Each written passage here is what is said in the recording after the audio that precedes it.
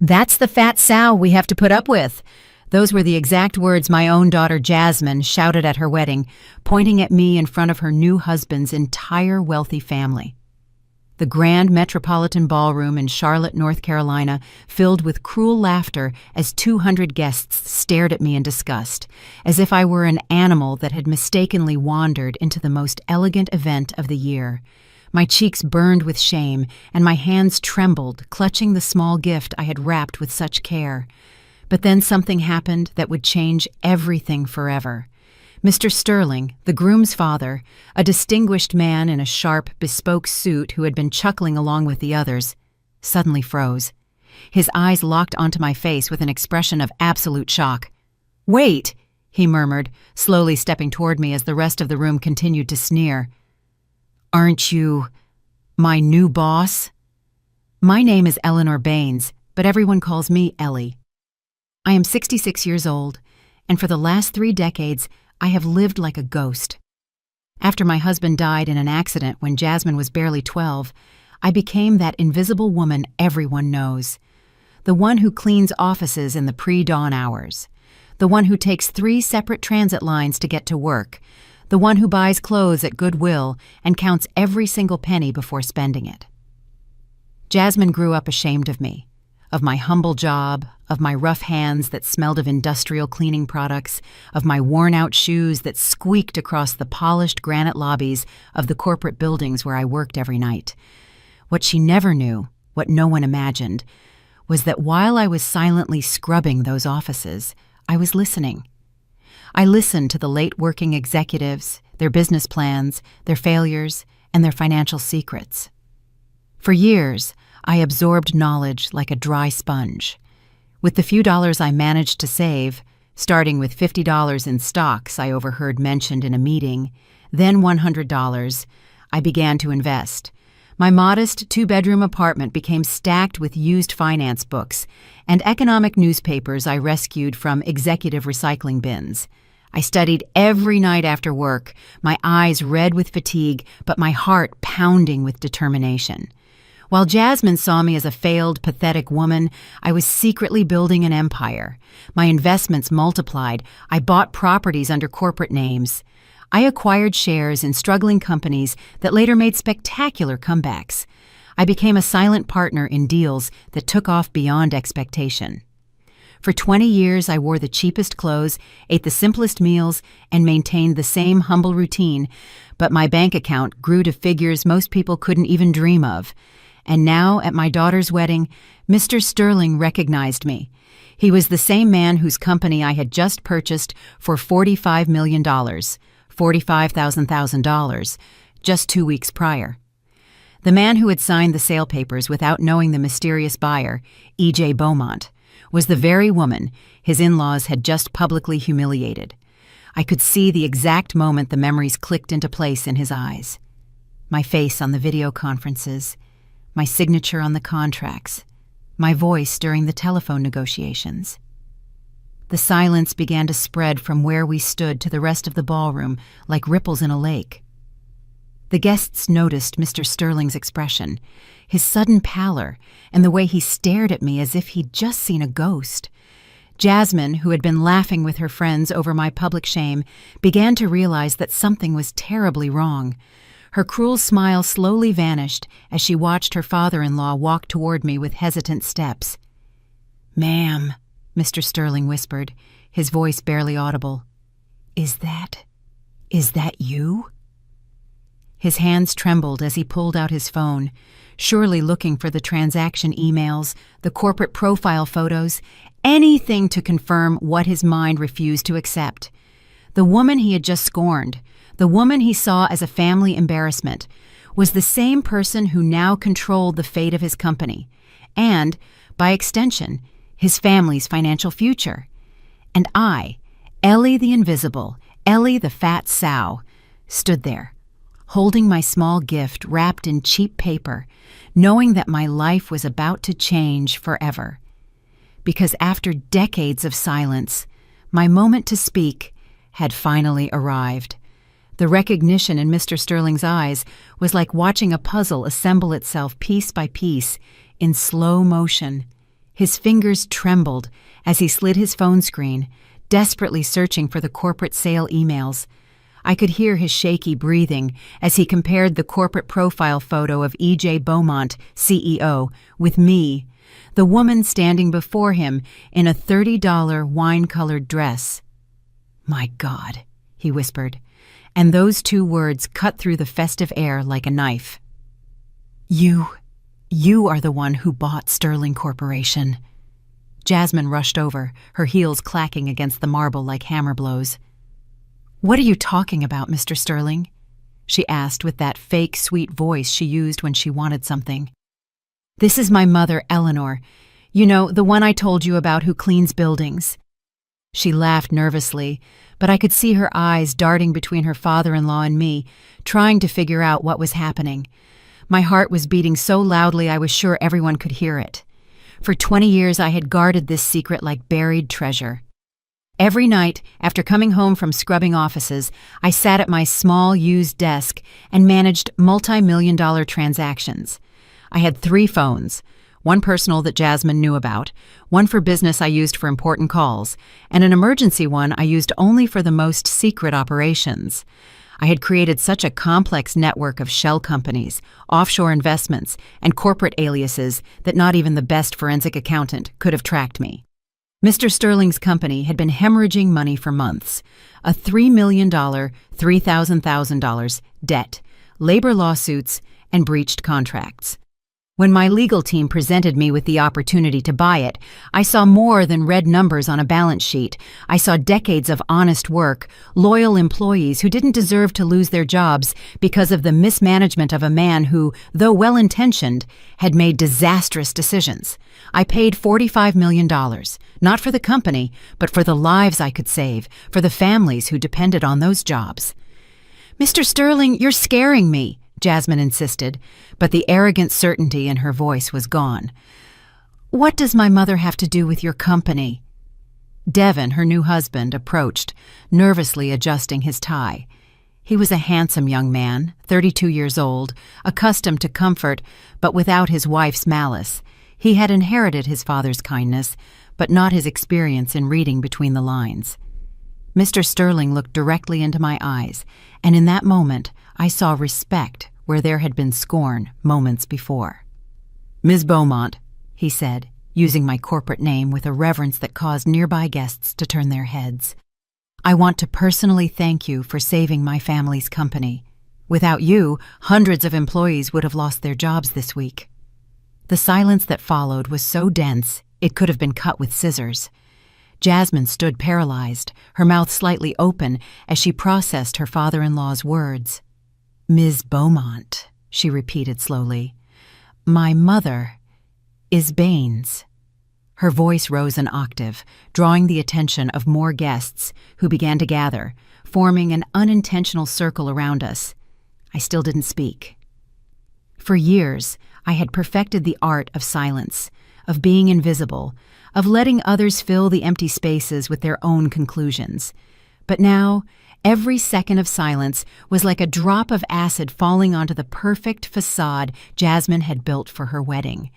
I could see her mind working frantically, remembering all the times she had mocked my poverty, all the times she had lied to her friends about my job, all the times she had pretended I didn't exist.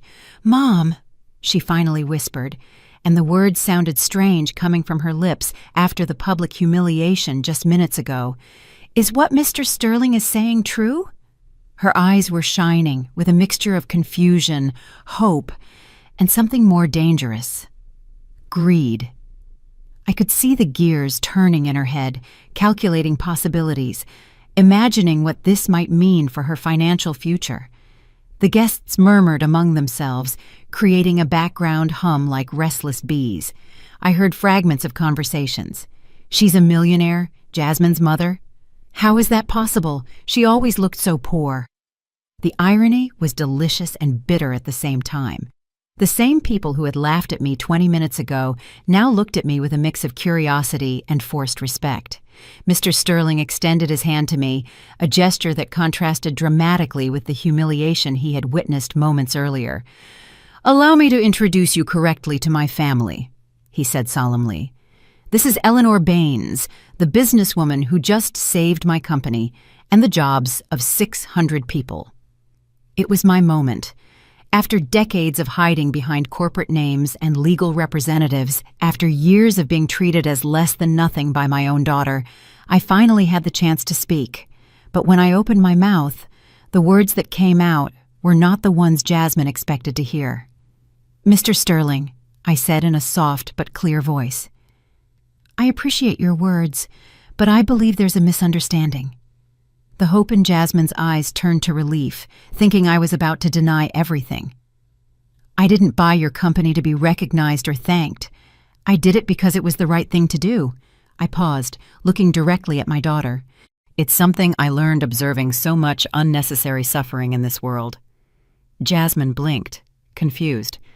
I hadn't confirmed or denied being the buyer, but I had planted a seed of doubt that was going to torment her. I could see her mind struggling between relief and suspicion, between the shame of having humiliated me and the tempting possibility that everything was true. And I, Ellie the Invisible, smiled for the first time all night, knowing the game had just begun. The seed of doubt grew like fire in Jasmine's eyes. For the next few days after the wedding, she didn't stop calling me. First, there were sweet messages feigning maternal concern. "Mommy, are you okay? You looked very nervous at my wedding." Then came the direct questions.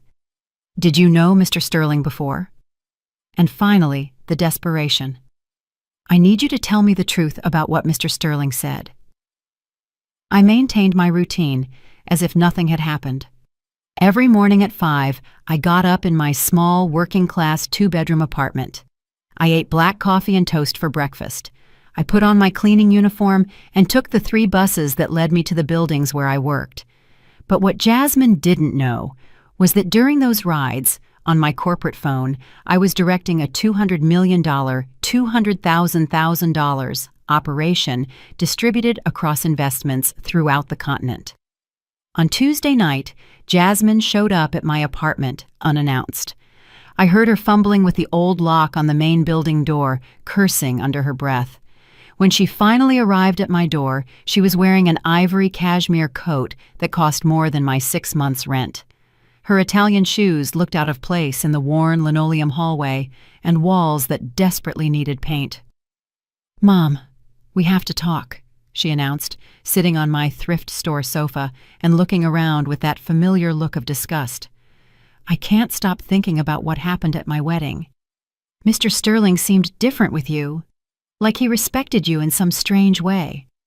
I poured myself a cup of tea and sat across from her in my favorite chair, the one I had rescued from the street 15 years ago and had reupholstered myself with cheap fabric. "Your wedding was beautiful, Jasmine. Devin seems like a good man." My voice was calm, but inside I felt a hurricane of emotions.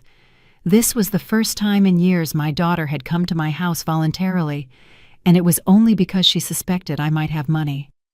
"Don't change the subject," she burst out, jumping off the sofa like a spring. "Mr. Sterling said you are Beaumont. He said you bought his company for millions of dollars. Is it true or not?" Her voice cracked on the last word, revealing the desperation she had been carrying for days. I took a sip of my tea, feeling the warmth slide down my throat. "Jasmine, look at me," I said softly. "Do you really believe that I, who cleans toilets for a living, who wears clothes from discount stores, who lives in this tiny apartment, could be a millionaire?" I stood up and held out my hands to her, showing my rough palms and short, clean nails. "These hands have scrubbed thousands of floors. Do they look like the hands of a CEO?" But I saw something dangerous flicker in her eyes, a spark of suspicion that wouldn't be easily put out. "Then explain why Mr. Sterling called you Ms. Beaumont. Explain why he looked at you as if you were important." It was time to give Jasmine exactly what she needed to torture herself. "Perhaps," I said slowly, "Mr. Sterling confused me with someone else. Or maybe—" I paused dramatically. I had something on my face that reminded him of someone from his business past. Men his age sometimes see ghosts where there are none. "It wasn't a lie. But it wasn't the whole truth either. And Jasmine, with her paranoid mind and heart full of greed, filled the empty spaces with her worst fears and best hopes. I watched her calculate, speculate, and imagine. "But what if he wasn't confused?" she murmured, more to herself than to me. "What if you really have money hidden somewhere?" Over the next few days, Jasmine became an amateur detective. She started showing up unannounced at strange hours, furtively scanning my apartment when she thought I wasn't looking. One afternoon, I found her snooping at my desk while I prepared dinner. "I was just looking for a pen," she lied, but I knew she had been reviewing my papers. What she didn't know was that all my important documents were in a safety deposit box at the city's most exclusive bank. My apartment contained exactly what it appeared to contain: utility bills, grocery receipts, old magazines, and library books. But I had deliberately left some false clues: a bank deposit receipt for $300 that looked like it had been altered, a scribbled phone number that belonged to a pizza place but could look corporate if you didn't call to verify. On Friday, Jasmine arrived with Devin. It was the first time my son-in-law had set foot in my apartment, and I could see the discomfort on his face as he tried to find a place to sit without seeming rude. He was a genuinely kind young man, raised in abundance, but without his wife's cruelty. "Ms. Baines," Devin said, with the formal courtesy he had been taught since childhood, "Jasmine has told me about the confusion at our wedding. My father has been very nervous ever since. He keeps insisting that you look familiar to him in some professional way." Jasmine sat on the edge of my sofa, her eyes constantly moving around the room as if searching for hidden evidence. "Devin thinks we should clear up this misunderstanding," she said, but her tone suggested she didn't want to clear up anything. She wanted to confirm her suspicions. "What kind of clarification?" I asked, keeping my voice neutral. But inside, I felt like I was playing chess against a master, every move calculated to take the game where I wanted it to go. Devin cleared his throat. "Well, my father mentioned that the company was bought by a woman named E.J. Beaumont. We thought maybe you know this person, or maybe—" He hesitated, clearly uncomfortable with the conversation's direction. "Maybe there's some family connection we weren't aware of." Jasmine leaned forward, her eyes bright with anticipation. This was the moment she had been waiting for, the question she had been formulating for days. But my answer left her more confused than ever. "Baines is a very common name," I said simply. "But if Mr. Sterling really wants to meet the person who bought his company, I'm sure he can contact his lawyers to arrange a meeting." I smiled slightly. "Though I don't understand why he would want to personally thank someone for a business transaction." Jasmine practically leaped off the sofa. "Because she saved hundreds of jobs. Because she paid more than the company was worth. Because it was an act of generosity, not just business." Her words revealed that she had been investigating on her own, likely pressuring Devin for financial details about his family, and there was the confession that she already knew much more than she had admitted. Jasmine had been assembling the puzzle piece by piece. Now all she needed was my confirmation to complete the picture, but I had no intention of giving it to her so easily. Instead, I sat in my old chair, sipping my cheap tea, looking at my daughter with the serene expression of a woman who had nothing to hide. And for the first time since the wedding, I saw genuine fear in her eyes. Fear of being wrong, but also fear of being right. The fear in Jasmine's eyes transformed into pure obsession. Over the next few weeks, her visits became more frequent and more invasive. She arrived at all hours, sometimes with Devin, sometimes alone, always with new questions that she made sound casual, but which I knew she had carefully rehearsed. "Mom, have you ever thought about moving to a better place? Wouldn't you like to have a car instead of taking the buses?" Her eyes scanned my apartment like radar, searching for anything that didn't fit the image of poverty she had known all her life. One Wednesday afternoon, as I was returning from work, I found her sitting on the building's steps. She had been waiting for me for 3 hours in the cold rain, her designer coat soaked and her makeup streaked. "I need the truth," she said, her voice breaking when I approached. "Devin is starting to think I'm crazy. His family looks at me strangely, but I know something doesn't add up, Mom. I feel it in my bones. I brought her up to my apartment and made her hot tea while she trembled on my sofa. For the first time in years, I saw genuine vulnerability in Jasmine, not the calculated manipulation she usually employed. "Tell me what you've been thinking," I said, sitting across from her, as I had done so many times when she was a little girl and had nightmares.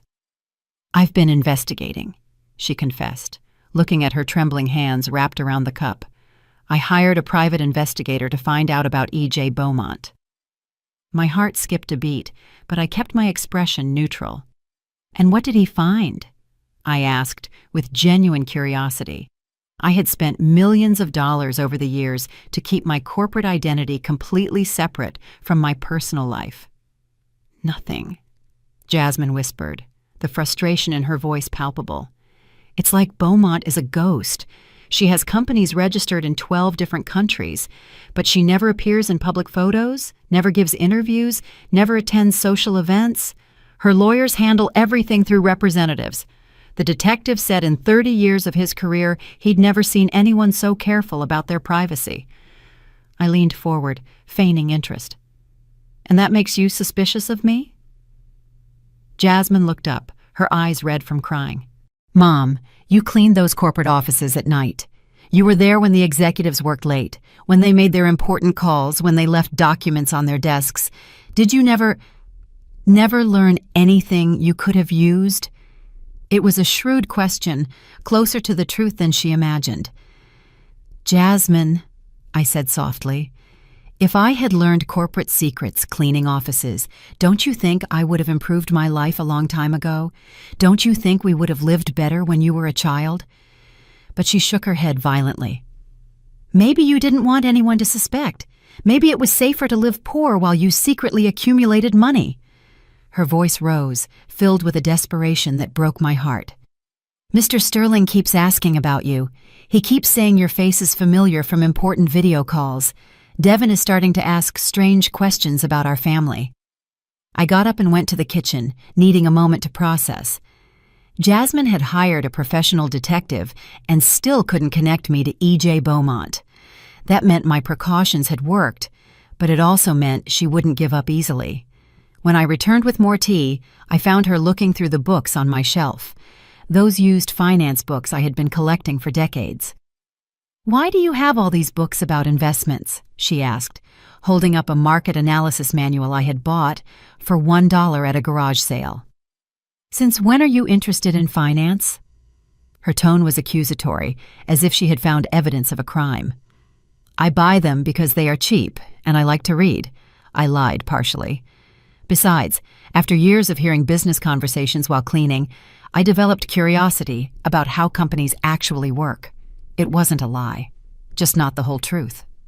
Jasmine put the book down and turned to me with desperate eyes. "Mom, if you have money, if you have even some money saved up, I need you to tell me. Devin and I are having financial problems." This was the first time she had mentioned economic difficulties, and I saw the perfect opportunity to get information. "What kind of problems?" I asked, with genuine maternal concern. Jasmine collapsed onto the sofa, finally revealing the truth she had been hiding behind her perfect facade. "Mr. Sterling's company was worse off than they told us before the wedding. Even after the sale, there are huge personal debts. The house we live in is mortgaged to the hilt. The cars, the jewelry, everything was bought on credit, thinking the company would keep generating income." There was the confession I had been waiting for. "How much do you owe?" I asked gently. Jasmine covered her face with her hands. $200,000, $200,000 on credit cards, $300,000, $300,000 on the house mortgage, $100,000, $100,000 in personal loans.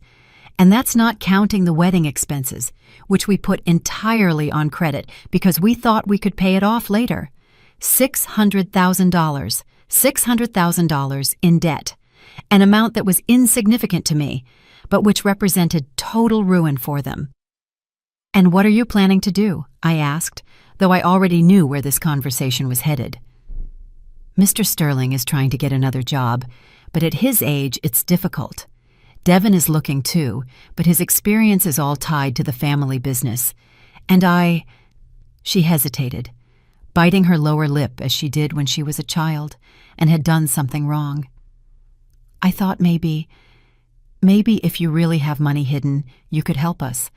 Not as a gift, but as a loan. We would pay you back with interest. It was the moment I had been waiting for weeks. Jasmine had finally revealed her cards. She was in financial crisis and saw me as her only possible way out. But instead of confirming or denying her suspicion about my fortune, I decided to give her something even more dangerous: hope mixed with uncertainty. Jasmine, I said slowly, if I had that kind of money, do you really think you would be here begging me after calling me a fat sow in front of 200 people? My voice was soft, but it carried the weight of decades of humiliation. Do you really think someone with money would have silently accepted all the years of scorn you've given me? I watched my words hit her like slaps. Jasmine began to cry in earnest, tears of guilt mixed with financial panic. I'm sorry, Mom. I'm so sorry I treated you that way, but right now, you are the only person in the world I can trust. If you have anything you can lend us, I swear we will pay you back every dime. I sat beside her and took her hands, feeling them tremble in mine. Let me ask you something, Jasmine. If I really were a millionaire, if I really were Beaumont, what would you do? How would that change your life? Her eyes lit up with a dangerous mixture of relief and greed. It would mean we can save our house, our marriage, our future. It would mean I don't have to live in fear of losing everything. She paused, looking directly at me. But it would also mean I've been the worst daughter in the world, despising the only person who truly loves me. It was a good answer, but I knew Jasmine was an expert at saying what people wanted to hear. The real question was, what would she do when she knew the truth? Would she love me for my money, or forgive me despite it? Jasmine's tears quickly dried as she saw that I didn't immediately respond to her question about what she would do if I were a millionaire. I watched her wipe her eyes with the back of her hand, rearranging her expression of vulnerability into something more calculated. Mom, she said in a firmer voice, I need you to answer something directly. Are you E.J. Beaumont or not? I got up from the sofa and walked to the window that overlooked the street, filled with potholes and broken streetlights. Jasmine, imagine for a moment that the answer was yes. Imagine that all these years, while you were ashamed of me, I was building a multi-million-dollar empire. I turned to look at her. What do you think that would mean about you as a person? Her face paled. It would mean I'm a monster, she whispered. It would mean I despise the only person who sacrificed everything for me.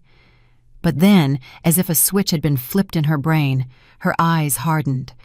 But it would also mean you lied to me for decades, that you let me live feeling superior when in reality I was the one who had nothing. There was the Jasmine I knew. Instead of taking responsibility for her cruelty, she was already looking for ways to become the victim. So, I said calmly, you'd prefer that I was truly poor? Would you feel better knowing that your insults and humiliations really hurt someone who had no power to defend themselves? Jasmine fell silent for a long moment, processing the logical trap I had set for her. Finally, she spoke in a small voice. I just want to understand why Mr. Sterling recognized you. I just want to know if there is any possibility that we can get out of this financial crisis. It was time to take the game to the next level. I went to my room and returned with an old shoebox. I placed it on the coffee table between us. There's something I've never shown you, I said, opening the box slowly. Inside were old documents, photos, and some papers I had prepared specifically for this moment. I pulled out a 15-year-old photo of me leaving an elegant corporate building. I was dressed in humble clothes, but the luxury building behind me was clearly visible. A coworker took this photo, I lied. That day, I was cleaning the offices of Beaumont International Corporation. I watched Jasmine's eyes fix on the building's name visible in the photo. Beaumont, she murmured, taking the photo with trembling hands. You worked for a Beaumont company." Her mind was working furiously, connecting points I had carefully planted. I pulled out another document, a 12-year-old pay stub for cleaning services, where I had digitally altered the employer's name to read Beaumont Enterprise. "I worked for them for years," I said, until— I paused dramatically. "Until I had to quit for personal reasons." Jasmine studied the receipt as if it were a treasure map. "Personal reasons." Her voice was barely a whisper. "What kind of personal reasons would make you quit a stable job?" This was the most delicate part of my plan. I needed to plant the seed of a truth that was credible enough to explain everything, but vague enough to maintain the mystery. There were irregularities in the company, things I saw cleaning offices at night, conversations I overheard. I sat down heavily, as if the memory was painful. One day, the CEO asked me to stay after hours for a private meeting. Jasmine's eyes widened. "He asked you to be a witness to something?" Her imagination was filling in the blanks exactly as I had planned. "I can't talk about it," I said, feigning nervousness. "I signed a non-disclosure agreement, but let's just say there are reasons why someone might want to keep my identity a secret." I put the documents back into the box, noticing how Jasmine followed every move with hungry eyes. "Mom," she said urgently, "are you telling me that you know a secret about E.J. Beaumont? That maybe you worked directly for this person?" She leaned forward. "Is that why Mr. Sterling recognized you? Because you were in important meetings?" I didn't answer directly, but my silence was more eloquent than any words. I watched Jasmine construct her own theory, that I had witnessed something important, that E.J. Beaumont had compensated me somehow, that maybe there was even some sort of blackmail involved. It was a completely incorrect theory, but it was credible enough to explain everything that was inexplicable. "Do you have money from that time?" she asked directly. "Did they give you some kind of compensation for your silence?" Her eyes shone with a mix of hope and something darker, the possibility that her mother was a successful extortionist. "Jasmine," I said firmly, "what happened during that time of my life is complicated. There are powerful people involved, legal agreements I can't break, and consequences that could affect more people than just us." I stood up and began to put the box away. "But if you are truly in a financial crisis, maybe there's something I can do." Jasmine jumped off the sofa as if she had received an electric shock. "What kind of something?" Her voice was high-pitched, desperate. "Do you have access to money? Can you get a loan? Do you know someone who can help us?" I looked her directly in the eyes. "I can make some calls. There are people who owe me favors from that time, but I would need to know exactly how much you need and what for." It was a vague promise, but full of possibilities, designed to keep Jasmine on the hook while I decided my next move. $600,000, $600,000, she said immediately. "We need $600,000 to pay off all the debts and start over." Her hands trembled as she spoke. "We could pay interest, give collateral, whatever is necessary." "That is a considerable amount," I said thoughtfully. "I would have to make very important calls, contact people who prefer to remain private." I paused. "And I would have to be sure that you understand the seriousness of what I'm willing to do." Jasmine nodded violently. "We understand.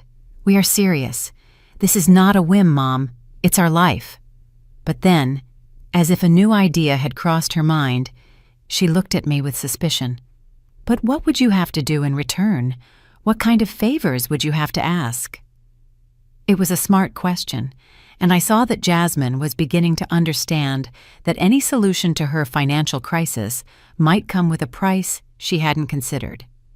"That," I said mysteriously, "depends on how much you are willing to risk to save your future." And with those words, I left my daughter in a state of agonizing anticipation, knowing she would spend the next few days imagining all the possibilities, both wonderful and terrible, of what I might be willing to do for her. For the next 3 days, Jasmine called me every 2 hours. Her messages went from desperate gratitude to pure anxiety, and then to something bordering on obsession. Did you make the calls, Mom? When will we know something?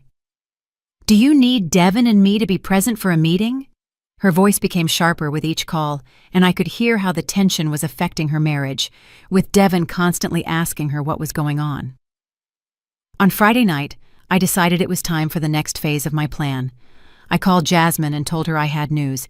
I need you and Devin to come to my apartment tomorrow night, 7 o'clock.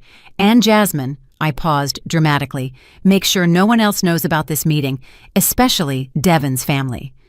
When they arrived on Saturday, Jasmine was wearing an elegant black dress, as if she had dressed up for an important occasion. Devin seemed nervous, adjusting his tie repeatedly and looking around my modest apartment with a mixture of curiosity and discomfort. It was clear Jasmine had told him something, but not everything.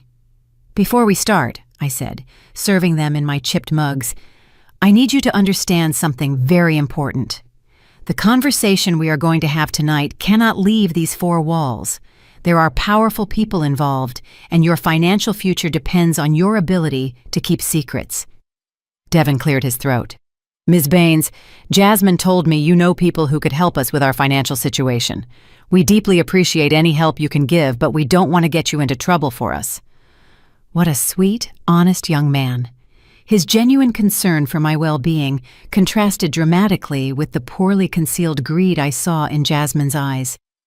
Devin, I said softly, how much has Jasmine told you about my work past? He looked nervously at his wife. She said you worked for an important company years ago and that maybe you know influential people who could help us get a loan. It was a heavily edited version of the truth, and I could see that Jasmine had been careful not to reveal her wilder suspicions about my identity. It's more complicated than that, I said, standing up to close my apartment curtains. The gesture was purely theatrical, but I saw how both of them tensed up. For years, I worked cleaning the offices of one of the most powerful companies in the country. But my job wasn't just cleaning, it was observing, listening, reporting. Jasmine leaned forward, her eyes shining. Reporting what? To whom? Her voice was barely a whisper, as if we were finally getting to the heart of the mystery that had been torturing her for weeks.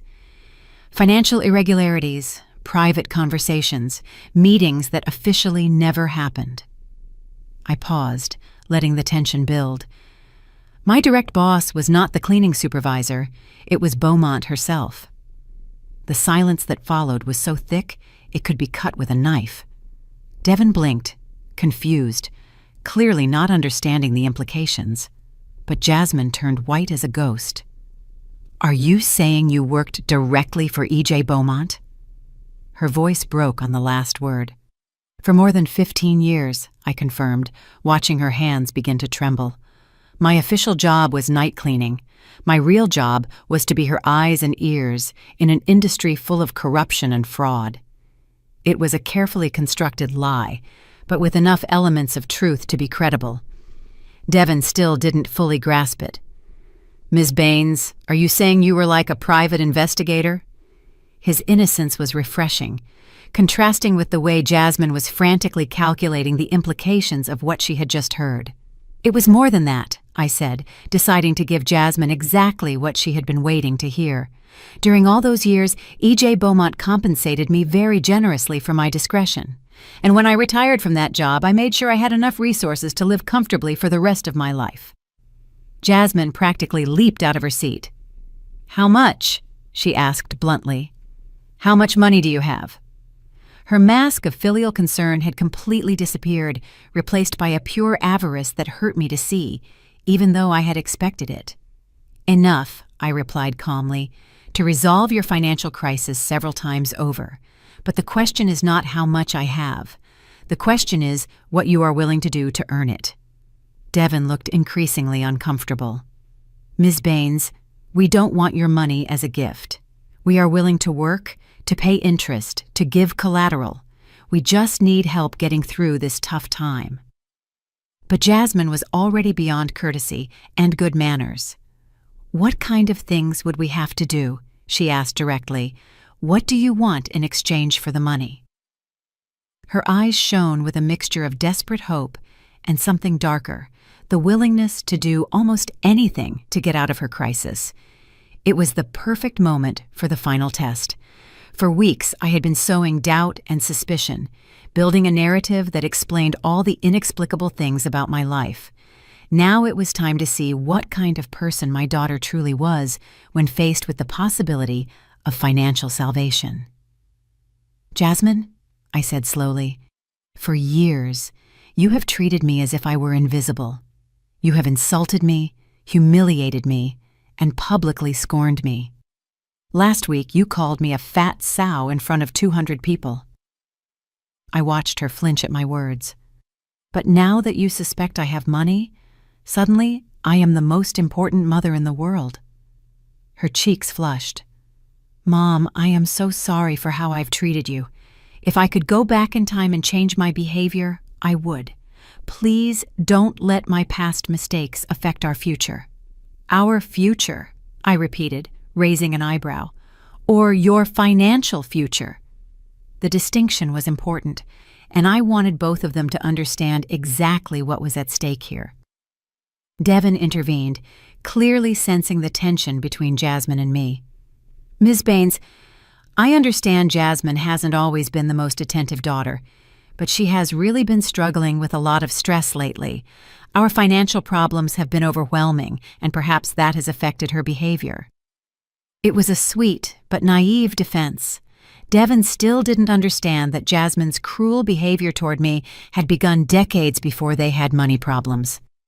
"Devin," I said gently, "I appreciate you defending your wife, but I need you to understand something. If I am going to help you financially, I need guarantees that my generosity won't be misinterpreted or misused." Jasmine leaned forward, her eyes shining with anticipation. "What kind of guarantees? We'll do whatever it takes. We'll sign any document. We'll accept any condition." Her willingness to accept unknown terms without even asking for the details told me everything I needed to know about her state of mind. "Very well," I said, getting up to go to the desk where I had prepared some documents specifically for this moment. "I've been preparing a proposal that could solve all your financial problems, but before I show it to you, I need to know, are you prepared for permanent changes in your relationship with me?" "What kind of changes?" Devin asked cautiously, but Jasmine was already nodding before hearing the answer. "The kind of changes," I said, returning with a folder in my hands, "that will determine whether you truly value family over money, or if money is the only thing that makes you value family." And with those words, I placed the folder on the table, knowing that what it contained would change everything between us forever, one way or another. I opened the folder slowly, revealing documents I had meticulously prepared over the past few weeks. On the first page was a contract that looked completely official, with legal stamps and signatures I had carefully forged. The heading read, "Conditional Financial Transfer Agreement," and it was dated just 3 days prior. "This," I said, placing the document in front of them, "is a proposal I have been negotiating with my contacts since our last conversation." Jasmine pounced on the paper like a hawk on its prey, her eyes quickly scanning the lines, while Devin read over her shoulder with an increasingly worried expression. The document they were studying contained specific terms: a transfer of $800,000 to cover all their debts, plus $200,000 for relocation expenses, in exchange for conditions I had designed to test exactly what kind of people they truly were. "First condition," Jasmine read aloud, her voice trembling slightly, "complete transfer of all current personal assets as collateral guarantee." She looked up at me. "This means we would have to transfer the house, the cars, everything into your name?" "Temporarily," I said, watching their reactions carefully. "Just until you demonstrate you can responsibly manage such a large amount of money. It's a standard protection in these types of transactions." Devin frowned. "Ms. Baines, that would leave us completely dependent on your goodwill. What happens if something happens to you? What guarantees do we have?" It was a smart question that showed Devin, unlike Jasmine, was thinking beyond the immediate solution. "Second condition," Jasmine continued, ignoring her husband's concern. "Immediate relocation to a city of my choice, with limited family contact during a 5-year probation period. The silence that followed was deafening. Devin paled visibly. Limited family contact? What exactly does that mean? His voice had lost all its usual courtesy and now sounded genuinely alarmed.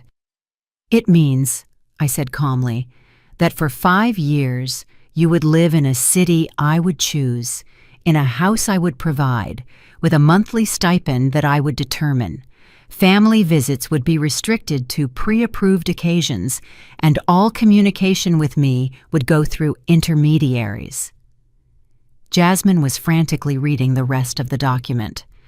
Third condition, voluntary renunciation of all future inheritance rights. Her voice cracked slightly as she read that line. You're saying that if we accept this money, we give up any inheritance you might leave us? Exactly, I confirmed. This would be your one and only financial benefit from our family relationship. After this, you would be financially independent, and I would be free of any future obligation to you.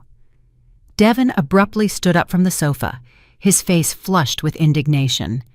Ms. Baines, with all due respect, this is not a loan or family help. This is like buying our freedom. His voice trembled with emotion. You are offering us money in exchange for essentially cutting off all family ties. But Jasmine continued to study the document with hungry eyes. How much would the monthly stipend be, she asked, completely ignoring her husband's protest. And what kind of house would you provide? The difference in their reactions was exactly what I had expected and feared. Devin saw the proposal for what it was, a cruel test disguised as generosity. Jasmine saw only the numbers and the financial possibilities. The stipend would be $4,000 a month, I replied, watching Jasmine's eyes light up with greed. The house would be modest but comfortable. In a small city where the cost of living is low, you could live comfortably but not extravagantly. Jasmine, Devin turned to his wife, his voice full of disbelief. Are you really considering this, talking about accepting money in exchange for cutting ties with your own mother? He ran his hands through his hair, clearly struggling to maintain his composure. This is not right. Something about this whole situation is wrong. Jasmine finally looked up from the document. Devin, listen to me. We are about to lose everything. The house, the cars, our reputation, our future. My mother is offering us a way out. Her eyes shone with a desperation that broke my heart. 5 years is not forever. We could take the money, settle in a new city, build a new life. And after 5 years, what? Devin asked, his voice full of pain. We come back as strangers? Your mother becomes someone who used to know you? Our future children grow up without knowing their grandmother? His questions cut the air like blades, exposing exactly what was at stake. I got up and walked toward the window, giving them space to argue, but staying close enough to hear every word. This was the conversation I had been waiting for. The moment when their true values would surface under extreme pressure. Devin, Jasmine said in a softer voice, my relationship with my mother is already broken. A week ago, I called her a fat sow in public. Years before that, I treated her as if she were invisible. Maybe this is what I deserve. Maybe it's time for me to pay for my mistakes. Don't say that, Devin exclaimed. Past mistakes can be repaired. Families can be healed. But what your mother is proposing is not healing. It's amputation. He turned to me. Ms. Baines, I understand that Jasmine has hurt you deeply, but this is not justice. This is vengeance. His words hit me harder than I had expected. Devin had identified exactly what I had been denying myself. That part of my proposal came from a desire for revenge, not love. Devin, I said softly, turning to face them, what do you suggest then? That I give you the money unconditionally? That I allow Jasmine to continue treating me like a human ATM? I suggest, Devin said firmly, that we find a way to heal the relationship between the two of you without involving money. I suggest that Jasmine work to earn your forgiveness through actions, not financial transactions. Jasmine abruptly stood up, the document trembling in her hands. Easy for you to say. You're not the one who's going to lose everything. Her eyes filled with tears of frustration. You don't understand what it's like to live with the shame of having publicly humiliated the only person who truly loves you. Her voice cracked. At least with this agreement, we could start over. We could build something real. Build what? Devin asked desperately. A life based on money stained with the blood of a destroyed family relationship? He turned to me again. Ms. Baines, you have been intelligent and successful all your life. Surely you can see that this won't bring peace to anyone. It was a crucial moment. I could maintain my charade and let them choose, knowing that Jasmine would probably accept the terms and Devin might possibly leave her because of it. Or I could use this moment to reveal the truth about who I really was and why I had orchestrated this whole elaborate test. There is a fourth condition, I said finally, that is not written in the document. Both of them looked at me with tense expectation. Before you sign anything, before you make any decision, I need to tell you the whole truth about who I really am. Jasmine let the document fall onto the table. What truth? There's more? Her voice was barely a whisper, as if she finally realized she had been playing a game whose rules she didn't fully understand. The truth, I said, walking toward my desk to pull out a different folder, is that I don't need special contacts to get that money. The truth is that that document you just read is completely fake. I returned with the real folder, the one that contained the documents that would prove my true identity. And the truth is, yes, Jasmine, I am exactly who Mr. Sterling thought I was at your wedding. The silence that followed was so deep, I could hear the tick-tock of the old clock on the kitchen wall. Jasmine and Devin looked at me as if I had just revealed I was an alien, and in a way, I suppose to them, E.J. Beaumont might as well have been from another planet. For the last 30 years, I continued, opening the real folder, I have built a business empire valued at more than $200 million, $200,000. And all this time, you have been living less than 3 miles from one of the richest women in the country. The folder I opened contained real documents this time, actual bank statements with my real name, corporate ownership certificates, acquisition contracts signed by my own hand, and photographs of corporate meetings where I was clearly identified as E.J. Beaumont. Jasmine picked up the first document with hands that trembled so much she could barely hold it. Checking account. Eleanor Elena Baines Beaumont, she read aloud, her voice barely a whisper. Current balance. The paper slipped from her fingers as if it were on fire. This is real. Devin leaned over to see for himself, his face pale as wax. Ms. Beaumont, he corrected himself, clearly struggling to process the information. You really are... He couldn't finish the question. I am exactly who Mr. Sterling recognized at your wedding, I confirmed, spreading more documents on the table. These are the purchase contracts for his family business. This is my signature. These are the bank transfer receipts for $45 million. Every document I placed down was like a reality bomb exploding in their minds. Jasmine collapsed onto the sofa, her eyes darting between the documents as if she couldn't focus on any of them. But you live in this horrible apartment. You wear thrift store clothes. You take public buses. Her voice cracked. Why? Why live like this if you have all this money? It was the question I had been waiting decades for. Because, I said, sitting across from her, after your father died, I decided I would never be vulnerable again. I decided I would build an empire so solid that no one, not even my own daughter, could hurt me financially. I paused, letting those words sink in. But I also decided I would live simply so I would never lose sight of what truly matters in life. Devin continued to study the documents with an expression of growing astonishment. Ms. Beaumont, these companies, I've heard of these companies. You own the restaurant chain that saved my cousin from bankruptcy. You're the one who bought the textile factory where my aunt works." His voice filled with a new reverence. "You've been saving jobs all over the city for years." "Not just in this city," I said softly. "In 12 different countries. I have acquired companies in crisis, restructured them, and turned them into successful operations that employ more than 50,000 people." It was the first time I had talked about my real work with anyone in my family, and it felt strangely liberating. Jasmine finally looked up from the documents, tears streaming down her cheeks. 30 years, she murmured. "For 30 years, you've been watching me despise you, insult you, treat you like you were invisible. And all this time," her voice broke completely, "all this time, you were more successful than anyone I have ever known." "More successful," I corrected gently, "but apparently not very successful as a mother." The words hurt to say, but they needed to be spoken. Devon sat down heavily, covering his face with his hands.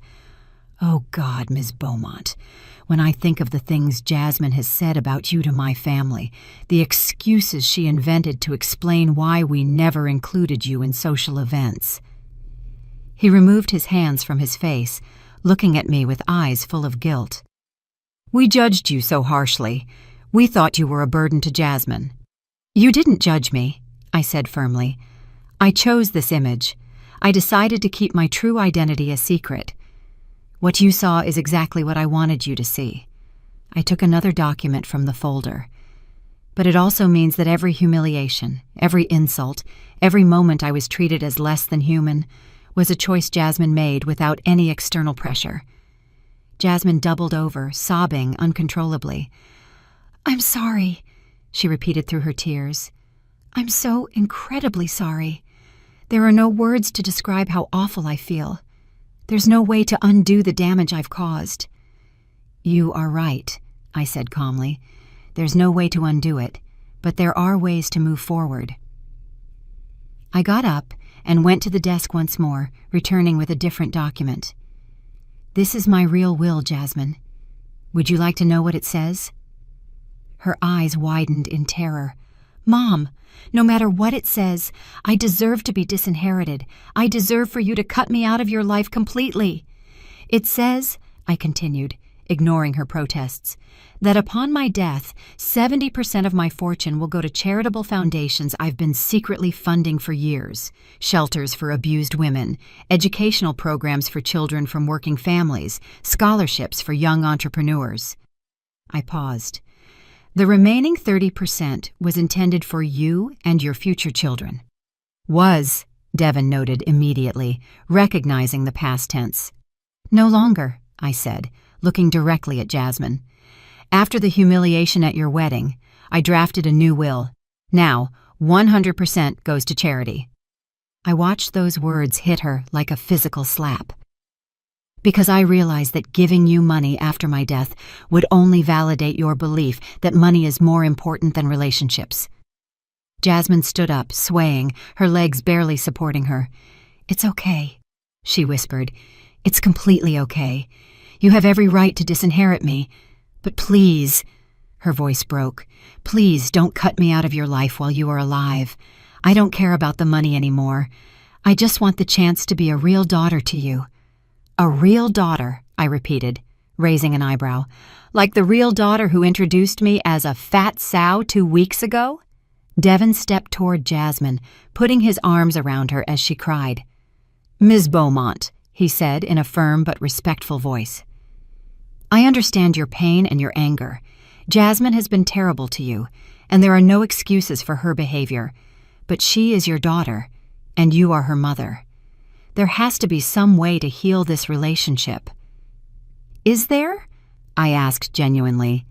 "How do you heal a relationship when one person has spent decades demonstrating that conditional love is the only thing they understand?"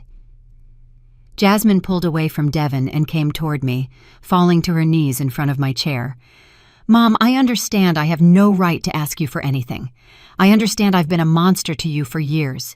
But if you give me a chance, just one chance, I promise I will spend the rest of my life proving to you who I can really be.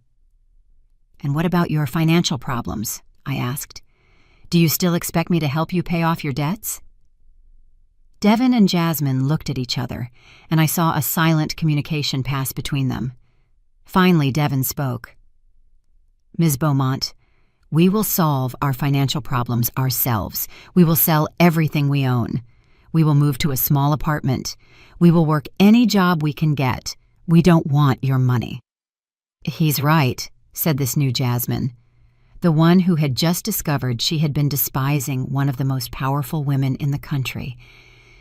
It's not about the money anymore, Mom. It's about whether there's any way you can forgive me. It was the moment I had been waiting for years. But now that it had arrived, I felt less victorious and more exhausted than I had anticipated. Jasmine, I said softly, forgiveness is not something you earn in one conversation. It's something you build through consistent actions over a long time. Then tell me what to do, she pleaded. Tell me how to start. You start, I said, helping her up from the floor, by publicly admitting what you did at your wedding. You start by apologizing to every person who was present when you humiliated me. And you start by treating me with respect, not because you now know I have money, but because I am your mother, and I always deserved respect. Jasmine nodded violently. I will do that. I will do all of that and more. And I said, collecting all the documents and putting them back in the folder. I need time to decide if I truly believe you can change, or if this is just another performance designed to get what you want. The truth was that after decades of hiding behind a false identity, I wasn't sure who I really was anymore. Eleanor, the invisible woman, or Beaumont, the ruthless businesswoman. And until I knew, I couldn't make any decisions about the future of my relationship with Jasmine. 6 months after that night, that changed everything. I found myself standing in front of the mirror in my new apartment, an elegant penthouse downtown that finally reflected my true financial position. I no longer wore thrift store dresses or took 3 buses to get to work. My hair was professionally cut, I wore discreet but elegant jewelry, and my clothes were designer. For the first time in 30 years, Eleanor Baines and E.J. Beaumont were the same person. The change had been harder than I expected. For decades, fake poverty had been my armor, my way of keeping money-hungry people away from my real life. Now, living openly as the successful woman I was, I had to navigate a completely different world of social relationships and family expectations. Jasmine had kept her word in ways I never would have imagined. 1 week after our revelation, she organized a dinner for Devin's entire family, including Mr. Sterling and the 200 closest guests from their wedding. At that dinner, in front of everyone who had witnessed my humiliation, Jasmine stood up and read an apology she had written by hand. 6 months ago, she had said, her voice trembling but clear, I publicly humiliated the most important woman in my life. I called my mother a fat sow in front of all of you, laughing as if her pain were entertainment. The words had cut the air of the elegant restaurant like blades. What I didn't know, is that my mother is one of the most successful businesswomen in this country. But that is not what makes my behavior unforgivable. What makes it unforgivable is that she is my mother, and I chose cruelty over love. It had been one of the bravest and most humbling moments I had ever witnessed. Jasmine cried throughout the apology, but she didn't stop until she finished every word she had written. Mr. Sterling had cried too, apologizing for having laughed at me that night. The transformation at the table had been palpable, from cruel amusement to collective shame, but the public apologies were only the beginning. Jasmine and Devin had sold their elegant house, their luxury cars, and all the costly possessions they had accumulated. They moved into a 2-bedroom apartment in a working-class neighborhood, and both got modest jobs. Jasmine as a receptionist at a medical clinic, Devin as a junior accountant at a small firm. For the first few months, they rejected every offer of financial help I made. When I offered to pay off their debts, Devin firmly said, "Miss Beaumont, we need to prove to ourselves and to you that we can be responsible without your money." When Jasmine first came to my corporate office, gasping at the 40-story building that was my headquarters, she asked me for only one thing. "Show me how you built all of this. I don't want your money. I want to learn to create my own." And so began the strangest part of this whole story, teaching my 34-year-old daughter how to be a functional adult. During our weekly lunches, which began as tense meetings in neutral coffee shops and gradually moved to more personal restaurants, Jasmine asked me questions that broke my heart. How did you know which stocks to invest in? How did you make business decisions without emotion? How did you maintain discipline for years without seeing immediate results? What impacted me most was the realization that Jasmine had never learned those skills because I had never taught them to her. During her childhood and youth, I had been so busy building my secret empire that I had left her financial and emotional education to chance. In a way, her materialism and cruelty were symptoms of an upbringing where money was mysterious and magical, something that appeared or disappeared without clear explanation. The decisive moment came 4 months after our revelation.